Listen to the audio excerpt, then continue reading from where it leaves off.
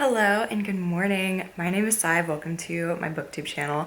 This is week 4 of Escape the Readathon vlogs and happy Tuesday. I did not vlog on Sunday and I did not vlog on Monday. So we're a little bit on the back foot with our filming here, but I have been reading. A very special theme for this last week for our vlog today is going to be my Besties bookish group chat is going to be picking my reads throughout this week. Incredibly nervous. But I think it's a super fun idea, and if you have been on my channel for a while, you will recognize the lovely ladies who will be picking my reads this week. I'm about to head into work, and I have a poll up for them with my audiobook pick. I have a meeting this morning. I have some work to do. I know the girls are also in work and busy with babies and stuff, so I will give them a couple hours to fill out the poll, and then tonight, hopefully, I will let you know what they have picked for my audiobook. I will say I only gave them horror options because that is only what I'm in the mood for right now. So we'll see what they pick. Welcome again. Thank you for watching. And if you missed last week's vlog or any of the Escape the Readathon vlogs, I will link them all down below for your perusal. I will talk to you soon. I am not gonna clean behind me, sorry. It is Wednesday morning. I'm about to leave for my meetings. I have a lot to do today at work. I wanted to let you know that the girls did vote yesterday on my horror audiobook poll, and it was split between Such Sharp Teeth by Rachel Harrison, yes, and The Girls Before by Kate Alice Marshall. So there was 2 votes for each of them, and then my friend Rachel told me to just flip a coin, so I did. She called heads for The Girls Before. And there we are, we got heads. So I did start that yesterday. I got like 40 minutes into the audiobook. I will be doing a little bit of driving around today, so I really would love to lock in and get farther into this book. It feels like the week is already gone. We're just having a tough time, I won't lie. The only positive I can think of right now is that I really like my bun. I think I'm having a good hair day. Look at the swoop and the little part. Nice shape, yeah. Happy Wednesday, we're gonna do our best. This is an impromptu check-in, so you will hear my dishwasher in the background. Sorry about that. It is my lunch break on Thursday, and I'm happy to tell you that I've made great progress in the audiobook that my friends picked for me. So just a reminder, that was The Girls Before by Kate Alice Marshall. So I am 76% through this, so I am coming up on the end of this book and I am thrilled with the progress. I feel like I've not been reading that much this week. I definitely have slowed down my pace, but it's not because I don't love all the books I'm reading. I'm just so incredibly busy. But I feel like today and yesterday I was able to get some good traction with this new audiobook, and I'm really liking it so far. At the beginning, I was very sus. I was like, this might not be for me, but I can say after the 20% mark, I've been pretty hooked. We have 2 timelines that are converging, which is something I do typically like. I like a dual timeline in a thriller, and we follow a character who is kind of obsessed with like missing people. She's involved in search and rescues in her community, and it all kind of stems from a childhood friend of hers that went missing.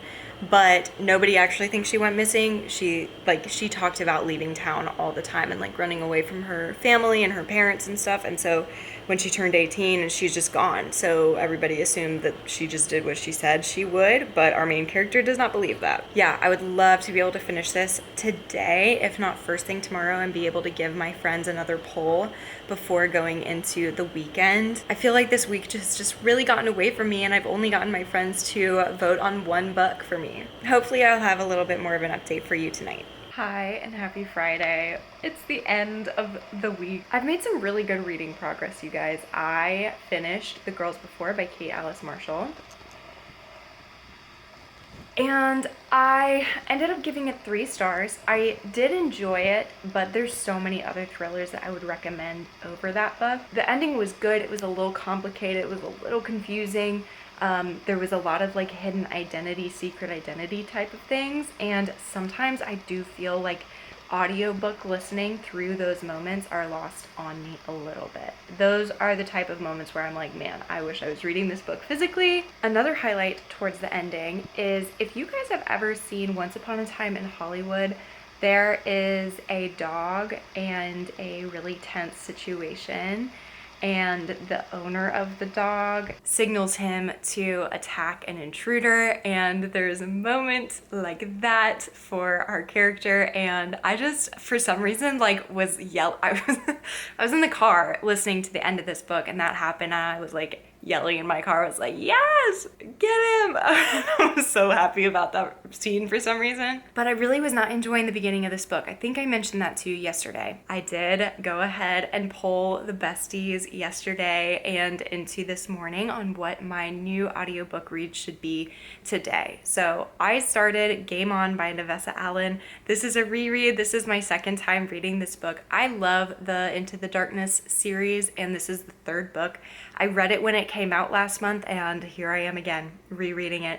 First time I read it was physically, and so this is my first experience like with the audiobook, and I'm really liking it. I prefer the physical read just because I don't love the narrator's voice for our main character, Tyler. I mean, this is certainly a guaranteed 5-star. You guess it, I've been having a great time. So I have basically listened to the entire first half of that book today throughout my work when I'm doing tasks that don't require cognitive thinking. I have a lot to do tonight. Tonight is a busy night. We are prepping to go out of town. So through packing, through cleaning up the house and organizing and getting ready to leave tomorrow morning at 6 a.m. bright and early, I will be listening to Game On by Nevessa Allen. I am also, when I get further into that, maybe 75% of the way through, I'm gonna go ahead and put a poll up for the girls because I think that I'm going to finish that and potentially tomorrow have more listening time because I will be in the car for 6 hours. And it's best to go ahead and know like what I'm going to be reading and listening to before I finish my current read. If I report back to you about Game On with anything other than a 5-star, it will be surprising. So I'm going to get on with my evening and then hopefully have some more time to chill later tonight and rest up for our big travel day tomorrow. Hi, good morning. I am back from our trip and I have done some editing of this video, and before I give you my last book review, I wanted to sit down with you and give you a little book haul because I was not able to vlog as much during this week 4 video, and so I wanted to give you a little reward to help supplement. Also, I apologize for the lighting. I am really working on figuring out how to film in my library, which is obviously this really dark, deep blue color, and we do not have a lot of light in here. It's very like cozy and dark, but I really want to figure it out because I feel like the shelves are so beautiful that I want to be able to at least have them in some clips, so bear with me. But onto this book haul. I think I said little book haul, but I mean we've got 5 or 6 books here, so it's not really that small. I picked up some really great horror at Second and Charles, which is a chain secondhand bookstore, but they're only in the South as far as I know, so like Florida, Georgia, Tennessee, South Carolina. I think there's some in North Carolina too. Starting out with the only book of the stack that I've already read. So I bought myself a copy of Sorrowland by River Solomon. This is a book that I read when it came out in 2021, I believe, and I read a library copy. It was a 5-star. I do think about it all the time. I would love to have it on my bookshelves, and finding it, 2021. Finding it for cheap, I was like, I have to buy this. I need this on my shelves. It is very good. It's a cult horror, and it also has a little bit of speculative elements to it. There's a little bit of disease, a little bit of infection, and ultimately there's this monster element as well. I wouldn't necessarily say that this is creature feature, but it's maybe more of like a transformation horror, if you will. Cover is beautiful. I would love to be able to reread this one day, and I'm so happy to have it on my shelf. I picked up Strange Houses by Uketsu, and this is a horror novel, but if you do not know, I am an interior designer and I work with houses and house plans. I work for a contractor, and this is a horror about a house, and it has floor plans in it. And I had seen this go around on BookTube, and then my friend, actually my college roommate here, also lives here and works not with me but like for another company, and she was like, we should read this book. And I can't believe it, like the day after she said that, I found this book at Second and Charles for $9, so I picked it up. I do not have like immediate plans to read this, and this is where book buying for me is a little dangerous because I know that I would like to read this book because of the really unique element to it, but I do not have a plan to read it in the next 2 or 3 weeks, and that is really how I should be buying my books. This won't sit on my shelves for a year, but like, I'm not gonna read this summer. This might be a fall book. The only book out of the stack that I have already went ahead and read is Skin Wrapper by Stephen Kosniewski, and I enjoyed it. I think it was good. I actually wish it was longer. This is a novella. It is a little bit less than 80 pages. So it's like, not only is it a novella, but it's a really, really short novella.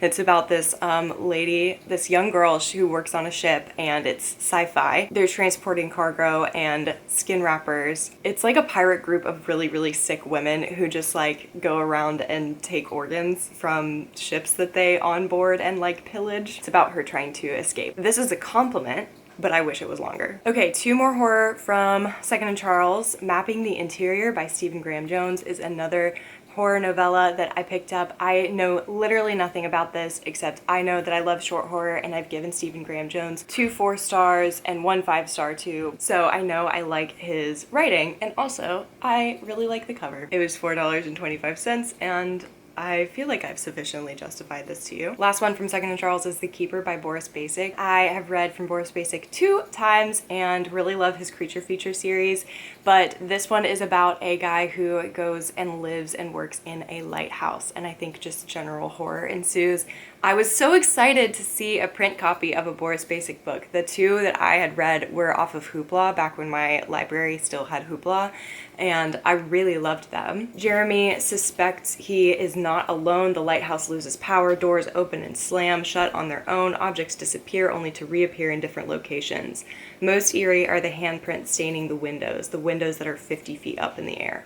Isolated and trapped, he's on his own to survive attacks growing aggressive by the hour. Is Jeremy losing his mind, dealing with a stalker, or was he wrong to dismiss the rumors of a ghost on the premise? And whoever or whatever it is, will it let him live to tell about it? Because this one's set at a lighthouse, which to me is ocean, to me meaning maybe it's more summery, I don't know. I can see myself reading this one sooner than the others. Okay, and the last book for you guys is one that I actually picked up in the Outer Banks this past weekend when I was there. I will buy books as like souvenirs for trips, and we were there for a family event, which was very, very exciting and something I definitely wanted to commemorate, and so I bought a book. I bought On Sundays, She Picks Flowers by Yaya Sheffield. The cover is intriguing, and I have heard about this book before, but I read the synopsis there when I was in the bookstore, and it's definitely something I'm very excited to pick up. I have seen one of the trigger warnings is cannibalism, which is going to be a very, very fun time. Hilarious that one of the things that I get people to do when I buy books for like commemorative things, I will get people to sign books, and so I got my in-laws to sign a horror, gross, cannibalistic book that they didn't know what it was about, which is funny to me. Unless you guys are now watching this video, in which case, surprise. Those are all of the books that I bought in May, I believe. Oh, I have another one to show you. This is the UK edition of The Tapestry of Fate by Shannon Chakraborty, which if you've seen my videos this past month, I have been reading. I did not buy this in May. I bought it in April, but it has arrived, and so I figured I'd show it off for you guys. I do not normally buy 2 copies of the same book. This series is very special to me. Look at this beautiful map and papers. We have orange sprayed edges, which objectively I actually don't like, so I'm just gonna ignore that. The back end papers are actually the US cover. It's a really beautiful book, and there's only one more in the series, so I'm only gonna do this with Shannon Chakraborty one more time until, of course, she writes something else. So here we are, some new books added to the shelf. I am really excited about all of these. Hello and welcome to the end of this vlog. I am very excited to tell you that I was able to finish Japanese Gothic.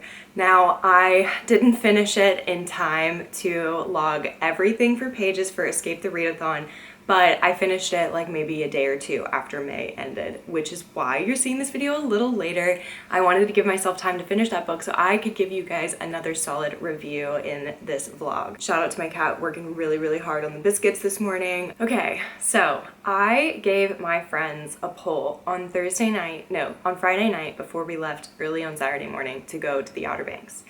And I only gave them 2 books this time. I gave them Headlights by C.J. Lee because I have an arc of that audiobook, and I gave them Japanese Gothic by Kylie Lee Baker, which is what they ended up selecting. For context, my bookish besties do not really read horror. I have one girlfriend, Carrie, and she does read thrillers and she will read horror, but she's kind of the only one in the group. Rachel will read true crime and she'll read like a good mystery or thriller, but she's not really reading lots of horror. So I definitely did not expect them to have a lot of context for either of these 2 books. And I was right. I think they said something along the lines of, I picked this based off the cover, which is totally fine. Japanese Gothic is the most new release from Kylie Lee Baker, and she wrote Bat Eater and Other Names for Corazang is the name of the book. And I did like that one. I think I gave it 3 stars, and I'm also giving 3 stars to Japanese Gothic. This is one of the rare moments when I really wish that I rated books in 0.5s, because to me this would be a very easy 3.5.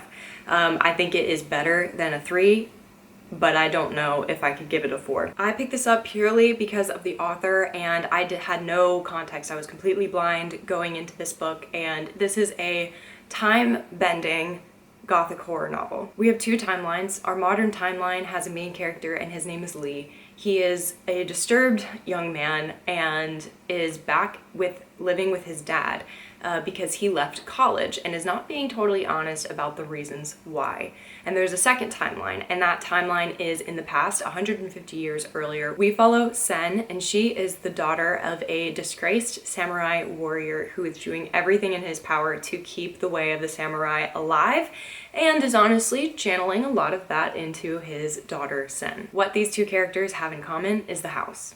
The timelines converge, there's a portal element to this, and they end up interacting a lot more, I think, than I was expecting. Because I went into this blind, once I got past the exposition and I understood like where this book was going, I was definitely intrigued, but I would say I never really felt truly connected to these characters. Sen is a tough cookie. There is a lot of abuse in this book. Check your trigger warnings. This young girl goes through way too much, and I think she's only like maybe tween age, maybe a little older. And the only thing about Lee that was standout was when he got moments that highlighted like what he was doing rather than who he was. So he had a lot of like powerful moments based on his actions, which was cool. But I will say I was not super connected to like who he was as a character. This is what the twist was for me. I was feeling like this was a solid 3-star, and then I read the last chapter where there was a piece of lore and kind of folklore, almost like pulling the curtain back on some of the elements that were the suspenseful elements about this book and why these 2 are connected. It was written so beautifully, and then on top of that, the author's note that comes right after the end of the book, it's just so clear how beloved this subject is to the author, how well researched this book was, and I respect that so much, and it honestly makes me more endeared to the story and look back on it with a lot more affection. And so I think that is where I was like, well, now I want to give it a higher rating. If you like dual timelines, if you like screwed up families, and you like horror, you should check this book out. I really do think that this could work a lot better for some other people who enjoy historical horror a little more than I do, and also who enjoy when timelines are played with a little more than I do. I don't do reading wrap-ups on my channel because I find them tedious and tough to film. But because I did vlog this entire month for you, I figured I could give you a couple stats on how I wrapped up Escape the Readathon and all my reading in May. In May, I read 17 books, which is awesome. I read with my eyeballs only 4 of those books. So that's 1 physical book and like 3 ebooks. And then the rest of them were audiobooks, which is honestly just more of a reflection of where I was at mentally. So that's right, I read 13 audiobooks, close to 130 hours of listening this past month. I had an average rating across these 17 books of 3.71, which I would say is pretty good for that quantity. And I also only read 1 book off of my physical TBR, which is abysmal. I had 3 5-star reads, which sounds really good, but all of them were rereads. All of them. Game On by Navessa Allen, The Adventures of Amin al-Sarafi by Shannon Chakraborty, and Mockingjay by Suzanne Collins, 3rd Hunger Games book. All of them were 5 stars, but all of them were rereads. I did not find any new favorite books this month, which was really sad, but I have big plans going into the summer of how to bump up that 5-star ratio in my reading. Congratulations to the scientists for escaping. Me and team engineers are going to be stuck on Bowser 4 ship for the foreseeable future. Thank you guys so much for joining me for my Escape the Readathon vlogs. If you missed any of them, I shall link them down below for you, and feel free to subscribe to my channel for more bookish content.